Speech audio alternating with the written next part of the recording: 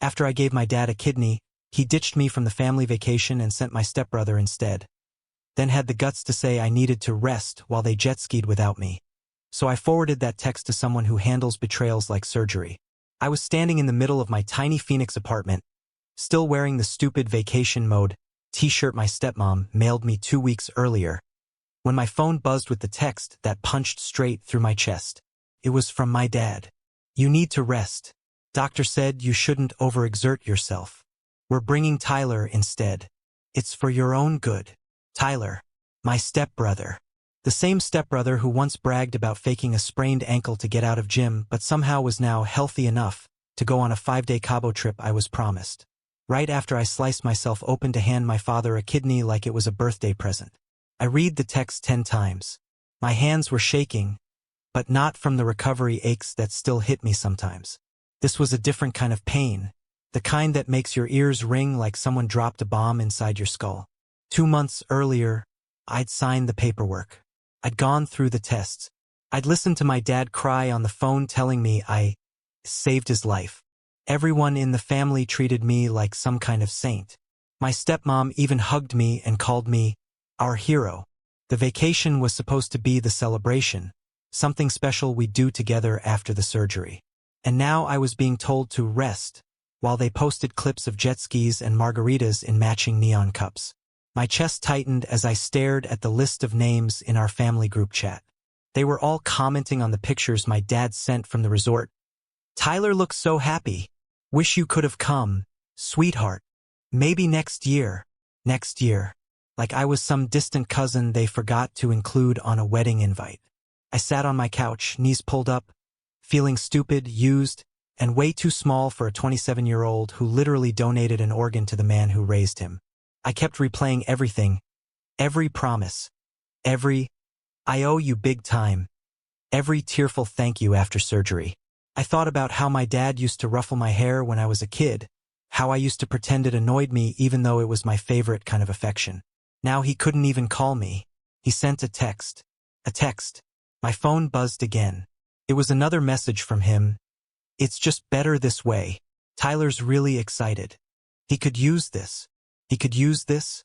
What the hell did I just go through then? A kidney removal or a raffle entry? I stood up, pacing the room, trying to breathe through the pressure crawling up my throat. I felt something inside me snap. Not loudly, not dramatically, but quietly, in that dangerous way where you know there's no coming back. I opened the text he'd sent and hovered my thumb over the forward button. I knew exactly who I wanted to send it to. Someone who didn't raise their voice, didn't scream, didn't threaten. Someone who handled betrayals the way a surgeon handles a scalpel, precise, methodical, and without flinching. Someone my family didn't know existed. Someone who owed me a favor. I forwarded the message. And within 30 seconds, I got a reply. "Understood. What outcome do you want?" My answer came faster than I expected. And once I hit send, there was no pulling it back. Before everything went sideways, my dad and I actually used to be close. Not perfect, not sitcom level, but real. When my parents split, I was 12 and angry at the whole world.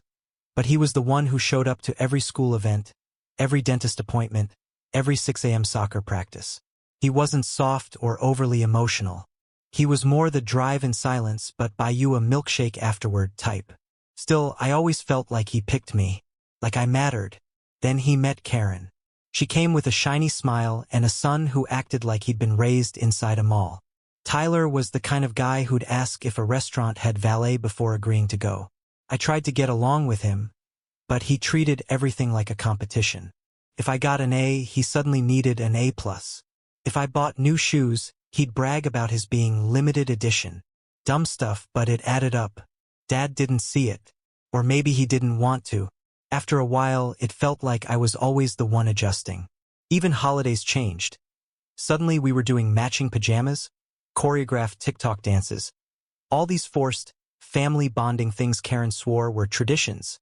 I played along because my dad looked happy, and I wasn't trying to be the problem child. Then he got sick. Started as weird fatigue, then swelling. Then the doctors said his kidneys were basically failing him.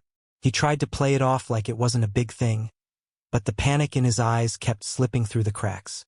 His insurance barely covered anything. The waiting list was long. I watched him turn into a smaller version of himself. Tired all the time, distracted, scared. When they said a living donor was the best option, Karen cried like she'd been preparing for a movie role her whole life. Tyler made it about him somehow, talking about how stressed he was and how he couldn't focus on school. No one in their immediate family matched. The test for me was almost an afterthought. I wasn't even sure I'd get approved. But I did. Perfect match. I'll never forget the moment I told him. He sat down, put his hands on his face, and cried. My dad, who once drove himself home with a broken wrist because he didn't want to make a fuss, full-on sobbed. I remember him saying, "You're saving me, kid. I won't forget this. Ever." Those words mattered. Maybe more than they should have. Surgery was rougher than I let anyone know. The recovery sucked. I had to move slower, sleep propped up, deal with meds that made my stomach flip. But every time it got too hard, I reminded myself why I did it. Family, loyalty, love. Meanwhile, Tyler started acting like I'd done something wrong. He'd make comments like, "Must be nice getting all that attention," or "Everyone's babying you." He even joked once that maybe I faked the pain for sympathy. Dad told him to knock it off, but not with real force. More like a dad telling a kid to stop poking the dog. Still, I believed things would get better after the vacation. Dad said it would be our moment, something we'd remember for life. He talked about jet skiing together. He even sent me links to excursions we could sign up for. Then, 1 week before the trip, Karen posted a story of her and Tyler shopping for vacation outfits. I didn't think much of it. Families shop early, whatever. I didn't know at the time they were buying for 3. I didn't know the betrayal was already in motion, and I sure as hell didn't know how deep it went. The first sign that something was off came a few days before the trip, but I brushed it aside because I didn't want to be that guy. Paranoid, needy, insecure. I'd already spent weeks feeling like a burden, even though everyone kept telling me I was so strong and so brave. It's weird how praise can still make you feel small. Dad had stopped calling as often. Not totally, just enough for me to notice. Before the surgery, he called every day. After, it was every other day. Then every 3. Then once a week. He always had a reason. Tired, busy with work, doctor's appointments, trying to help Karen get things in order for the trip. I told myself it was normal. I told myself he was recovering too. But there was this one moment that stuck in my head. A small moment that didn't make sense until everything blew up later. He called me one night, voice low, like he was whispering. "Hey kid, just checking in. You doing okay?" "I'm fine," I said. "How about you?" He hesitated, long enough that I sat up in bed. Then he said, Yeah, I'm good. Just tired." I heard voices in the background. Karen and Tyler, laughing about something. They sounded close, like they were in the same room. "Are you all right?" I asked again. "Yeah," he said quickly. "Listen, I'll call you tomorrow." He didn't call. The next escalation came in the family group chat. Karen posted a picture of Tyler trying on sunglasses at some outlet mall. She captioned it, "Getting ready for the sun," with 3 stupid sunshine emojis. I typed a reply, then deleted it. Dad didn't say a word in the chat. The day before the trip, he finally called again, but it felt scripted, like he was reading off a cue card titled, "Things a Father Should Say." "You excited?" he asked. "Yeah, I packed everything." "Good.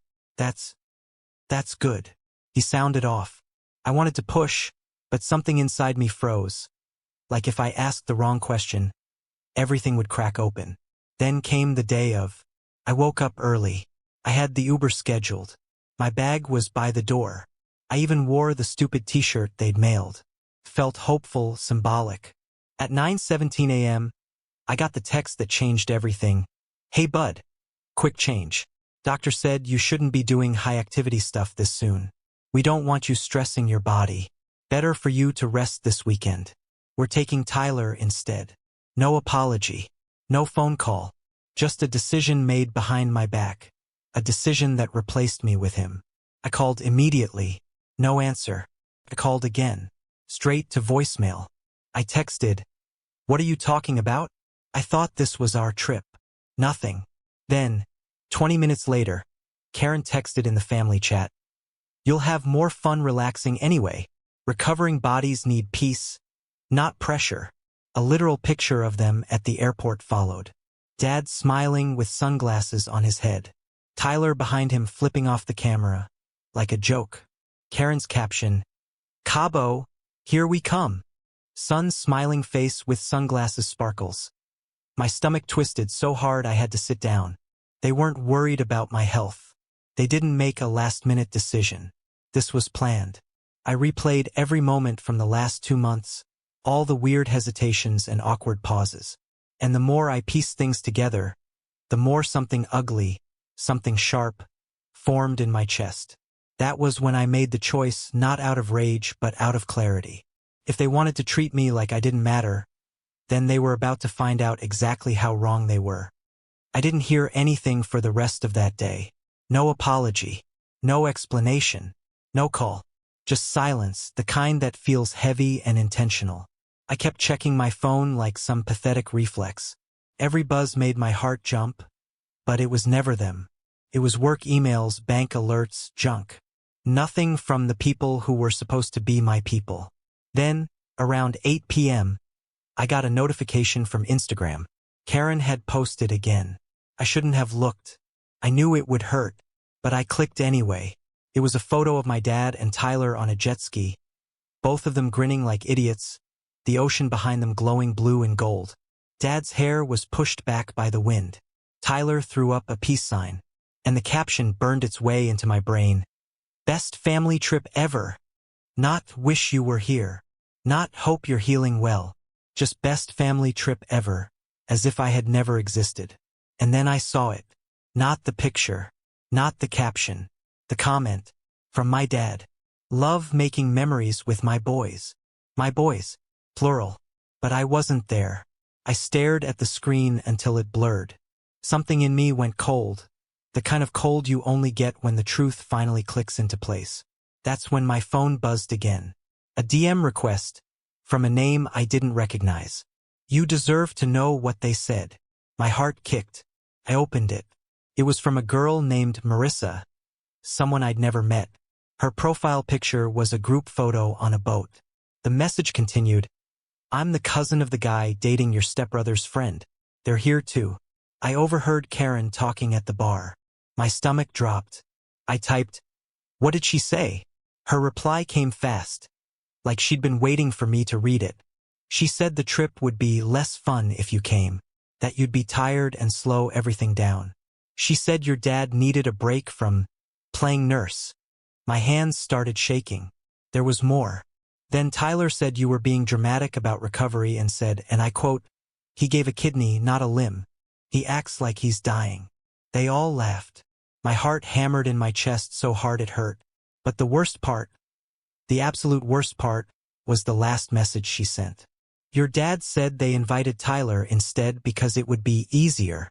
He said you get too emotional and the trip was supposed to be relaxing." Too emotional. Easier. Relaxing. I sat there, frozen, while the truth sank into me like a knife. They didn't exclude me because of my health. They did it because I wasn't convenient.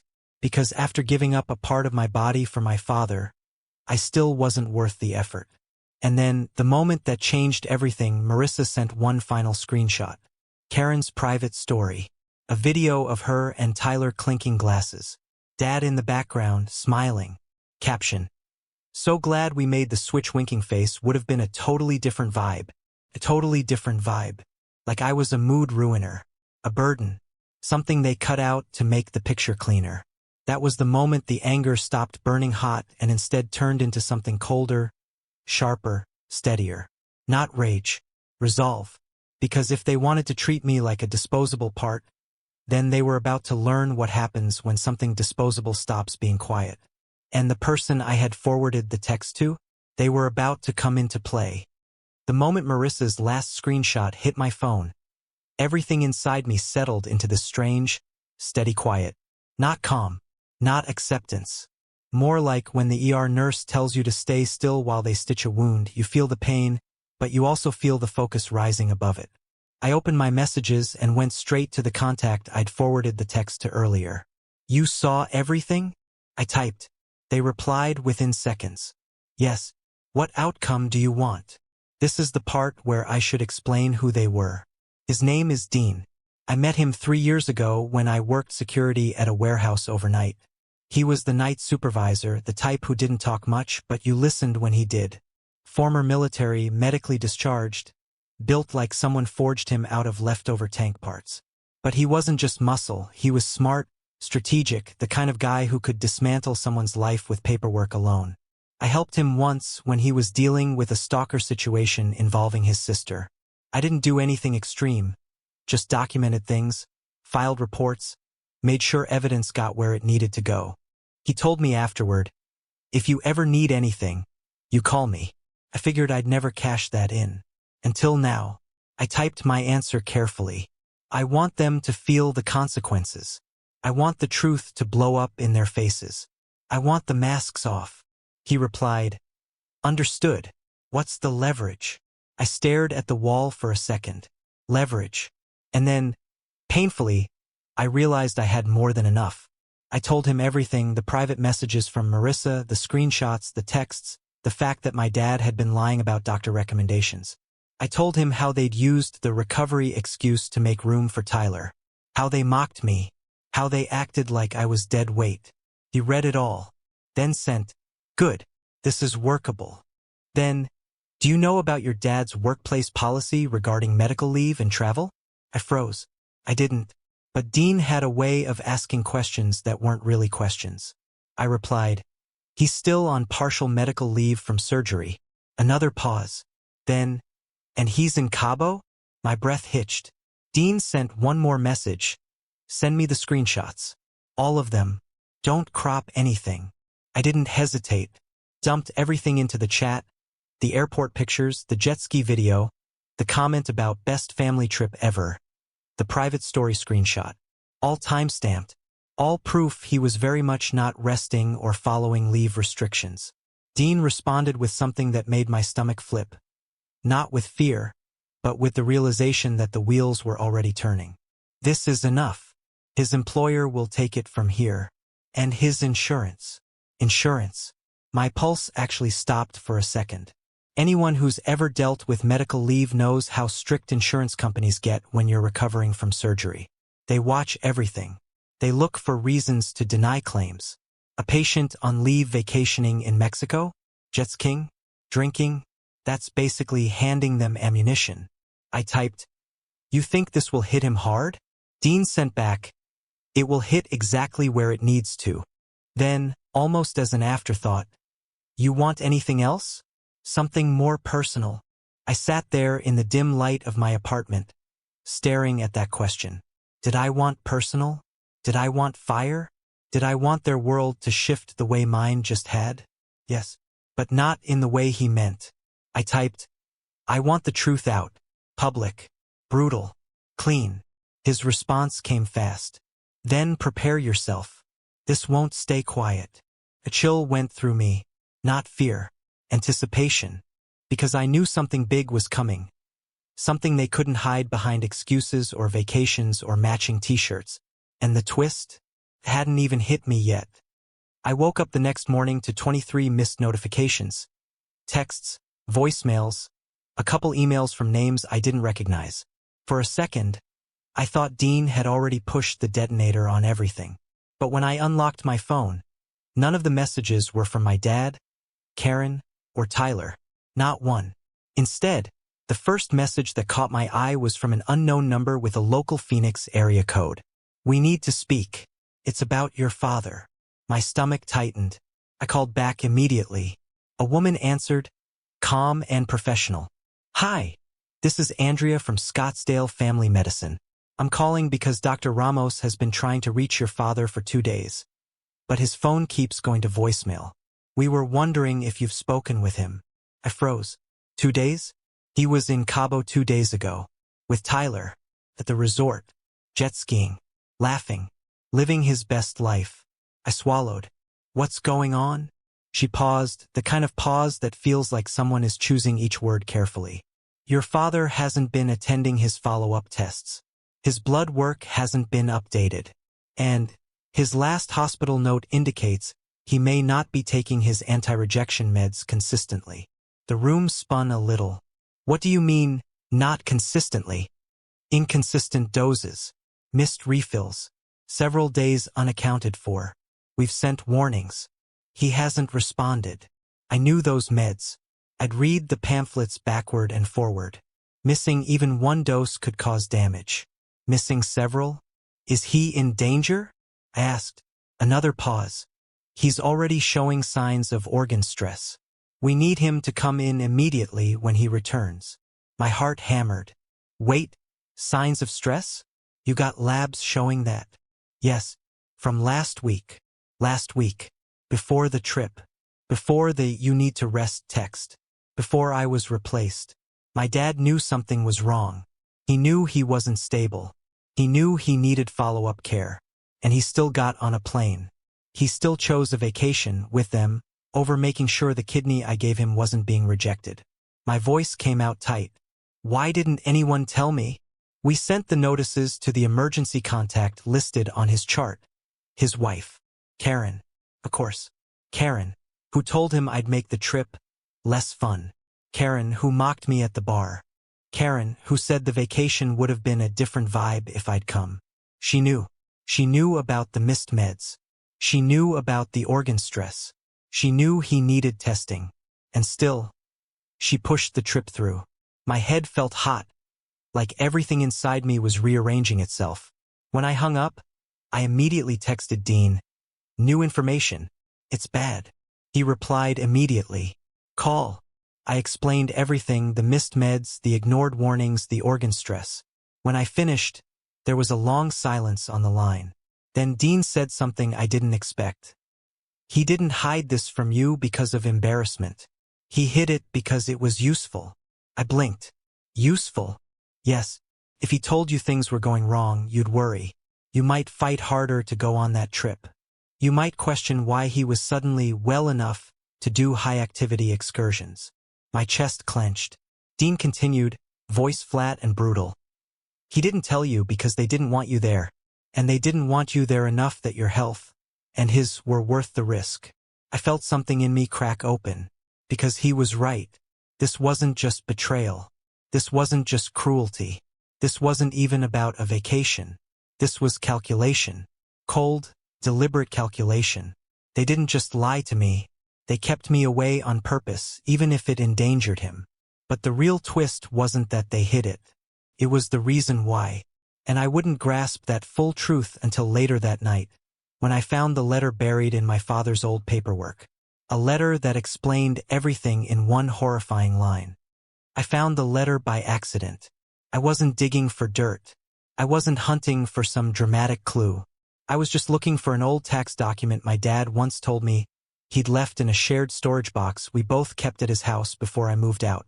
I figured I'd grab it while they were in Cabo, so I wouldn't have to deal with Karen's chirpy small talk. But when I opened the box, the document I needed wasn't there. What was there was a thin folder with my name written on it. Not typed. Not labeled. Handwritten. My stomach tightened. I opened it. Inside were old school photos, a couple of report cards, a ticket stub from a Diamondbacks game we went to when I was 13. Normal dad stuff. Stuff that hurt to look at but also made me feel something warm. Then, beneath all that, tucked flat against the bottom, was a sealed envelope. My dad's handwriting again. To be used if anything happens. My hands went cold. The envelope wasn't old. It wasn't yellowed or torn. The date in the corner was from 2 months before his surgery, right around the time he started getting scared, when doctors had first mentioned the transplant list. I tore it open. There was a single sheet of paper inside. Not formal. Not notarized. Just a short, blunt letter written in pen. The kind of thing you write when you're preparing yourself for the worst. The first lines hit me like a punch. If something happens to me, do not give anything to Karen or Tyler. I froze, reading it 3 more times to make sure I hadn't misunderstood. His next sentence made my skin crawl. They have been waiting. Waiting? For what? I kept reading. I didn't tell you because I didn't want to worry you, but Karen has been pressing me to update my life insurance and will. She keeps bringing up what-ifs and asking about payouts. She thinks she's subtle. She isn't. My heart started pounding. Tyler has been talking about the money like it's guaranteed. He thinks I don't hear him. I do. I felt my throat tighten. Then the next lines. God, I don't trust them. I'm scared they want this to go wrong. They keep telling me to stay positive and skip the anxiety appointments. Karen even joked once that maybe it's easier if nature takes its course. I laughed, but it didn't feel like a joke. I stared at the words until my eyes stung. Then the final part, the part that ripped everything open and explained every horrible, confusing thing. If you donate, it will give them exactly what they need. A healthy me they can take care of afterward. They want control. They've been reading about caregiver stipends, disability approvals, and insurance loopholes. You should never tell them you saw this. Couldn't breathe. I'm terrified they see me as a check, not a person. I didn't tell you because I knew you'd want to save me anyway. My chest felt like it was collapsing. And then the worst line of all. The one that made my blood run ice cold. If I survive the surgery, keep your distance from them. They will use your kindness if it helps them get what they want. That was it. That was the reason. My father didn't ditch me from the trip because he wanted me to rest. He ditched me because Karen and Tyler decided I was a threat. The person who might see through them, the person who'd question things, the person who'd keep him grounded instead of manipulable. I wasn't cut out of the vacation. I was cut out of the plan. That's why they kept me away. That's why they pushed the trip. That's why they wanted him relaxed, compliant, distracted. That's why they mocked me, laughed at me, erased me. They weren't celebrating him. They were circling him. And suddenly, the betrayal wasn't just personal. It was predatory. They were willing to let his recovery fail, even let my kidney fail, if it meant pushing him deeper into their control. I folded the letter with shaking hands. My father had warned me, and I didn't see it until now. But they were about to. When I left my dad's house with that letter in my backpack, I wasn't shaking anymore. I wasn't crying. I wasn't confused. Everything inside me had gone still, the way a room feels right before a storm shatters the windows. I walked into my apartment, closed the door, and called Dean. He answered on the first ring. Talk. I found a letter, I said. From my dad. He knew. He knew what they were doing. He knew they were circling him for money. He knew they wanted control. He knew they'd use the kidney to lock him into dependence. Dean didn't react immediately. When he finally spoke, his voice was low, deliberate. Then we don't play soft. I told him everything. Every line in the letter. Every sickening detail. And when I finished, there was another long pause, the good kind, the kind where you know someone is planning, calculating, fitting the puzzle together. Send me a photo, he said. I did. Then, do you want scorched earth? And for the first time since this started, I didn't hesitate. Yes. Here's how it unfolded. Step 1, his employer. Dean had already prepared the report. Medical leave violations. Insurance fraud flags. Photographic evidence of activity that directly contradicted his clearance. The letter wasn't necessary for this part. The trip itself was enough. Monday morning, HR received the packet. By Tuesday afternoon, my dad got an email from his boss in Cabo telling him he needed to schedule a mandatory administrative review the moment he returned. His insurance provider got the same packet. And the thing about insurance companies? They don't forgive. They don't forget. And they definitely don't pay for people who jet ski while claiming physical recovery limitations. Step 2, Karen. The letter changed everything. It wasn't just cruelty now, it was financial manipulation of a medically vulnerable spouse. And Dean knew exactly where to send that. Arizona Adult Protective Services. With the full letter attached. With timestamps. With screenshots of her mocking him. With video proof of her encouraging high-risk behavior during recovery. Karen had always been slick. But she wasn't slick enough to dodge a state investigation into coercion, endangerment, or exploitation. They opened a case within 48 hours. Step 3, Tyler. He had the least to lose but also the least protection. Dean compiled every mocking message, every clip, every quote. Then he sent it anonymously to the dean of students at Tyler's college along with the APS report number. Schools don't love being tied to elder exploitation scandals. They launched their own review. Step 4. The truth. Public. Brutal. Clean. I made a simple post on my personal Facebook page, visible to friends, family, coworkers, everyone who'd been praying for my dad during surgery. I wrote that I donated a kidney, that I was excluded from the family trip, that I thought it was because of health concerns, that I later learned the truth, and that my father had left a letter warning me that Karen and Tyler were pushing for control of his finances, caregiver stipends, and insurance benefits. I screenshotted the letter, unedited, no commentary, just truth. People exploded. Karen's family turned on her first. My dad's coworkers flooded the comments. Tyler tried to clap back, and immediately got buried under his own words from the screenshots. When my dad finally got home, APS met him at the airport. Then HR called. Then insurance called. Then I called. He answered with a broken, tired voice. "Kid, I'm so sorry." And for the first time in months, I believed him. We talked for a long time, not about forgiveness that comes slow, but about distance, boundaries, lawyers, safety, medical compliance, reality. Karen moved out 2 weeks later. Tyler vanished from social media. My dad is now required to keep APS-monitored check-ins. His insurance reinstated his coverage only after he signed strict compliance agreements. We're rebuilding, carefully. And me? I kept one copy of the letter, just one, because it turns out the truth doesn't need fire to burn people. Sometimes all it needs is daylight.